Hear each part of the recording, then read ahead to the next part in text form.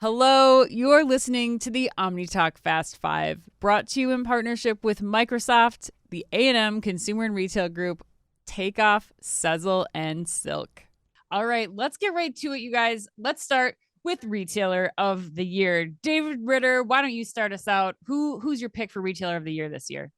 Okay, I'm going Kroger this year. And that was close for me. Close, yeah. Three different kind of buckets of why I think. The first is just their core performance. So same store sales up 6%, private label up 10.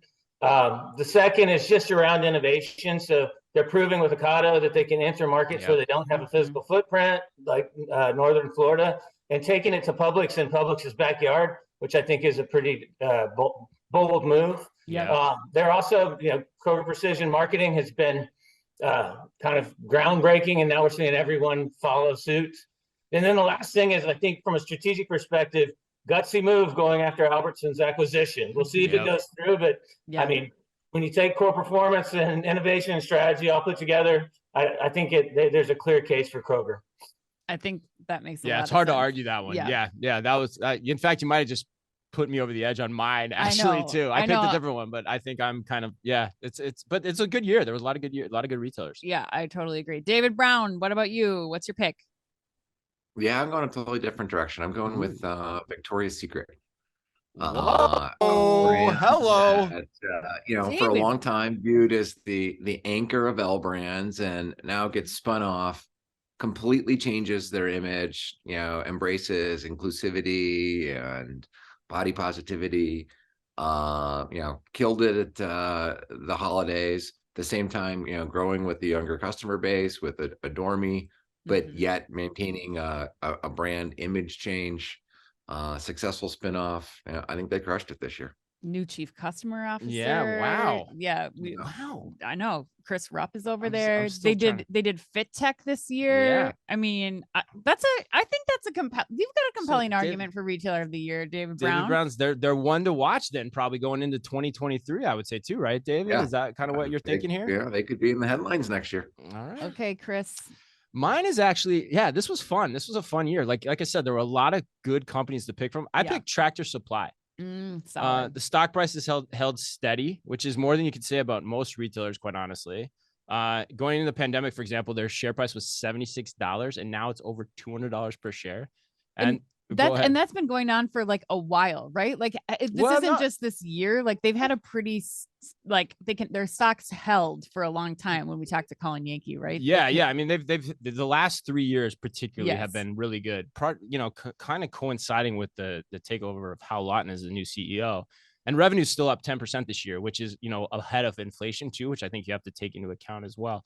But yeah, I think he's done a great job since coming over from Macy's, which I was a little skeptical of that hire initially, seeing what he'd done at Macy's. But then it makes me question if he was like, I got to get the heck out of Macy's to actually do something that I want to do. But the best thing I can say too is, like you said, Colin Yankee, when we talk to their execs, they just get it from an omni-channel perspective, and they understand where they want to focus and how they want to think about the problems at hand. And I think that to me is why I singled them out. And where else can you buy brand new baby chicks, Chris? I have no idea, Anne. Tractor Supply might be one of the few places where you can walk in and get yourself some baby chicks. You can get a chick. Okay, cool. Okay, I'm going to close this out. My Retailer of the Year. This is interesting. You said it, not me. Yeah. Baby chicks. Okay, my Retailer of the Year this year was Lululemon. That's a good pick. I had to pick them. They nearly doubled their revenue, which seems crazy to me. They claim they're going to do it again by 2026. They launched new categories this year: shoes, footwear. Put a ton of effort into that, and hiking, if you're going to count hiking, but also expanded their men's business by nearly 30% just last quarter alone. They launched in-house resale and buyback program this year, which again, I think is super smart. They got into subscription services.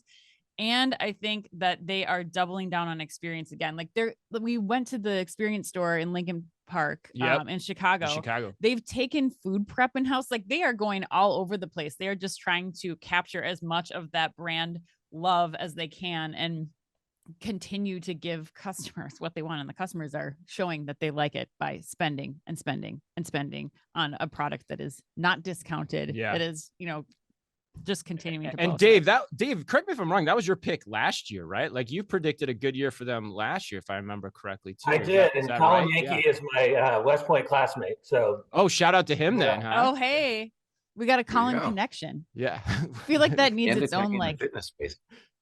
yes. Right. Yeah, and you are amped up today. I love it. All right. Yeah, but that kudos to you, man. Yeah, you called that going into the year, and they crushed it. Yeah, seemingly. All right.